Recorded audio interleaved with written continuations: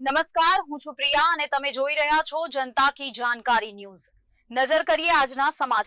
શાપર વેરાવળ નજીક આવેલ પડવલા લોઠડા રોડ પર આવેલી ઇન્ડસ્ટ્રીઝ ઝોનમાં આવેલી વરુણ ફોર્સ કંપનીમાં બોઇલરની અંદર અચાનક આગ લાગવાની ઘટના સામે આવી છે.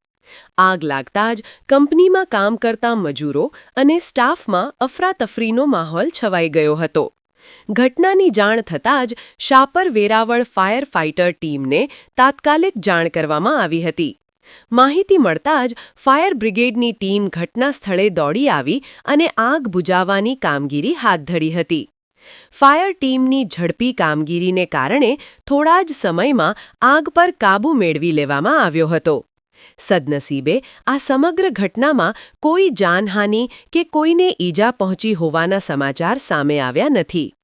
હાલ આગ લાગવાના ચોક્કસ કારણ જાણવા મળ્યું નથી.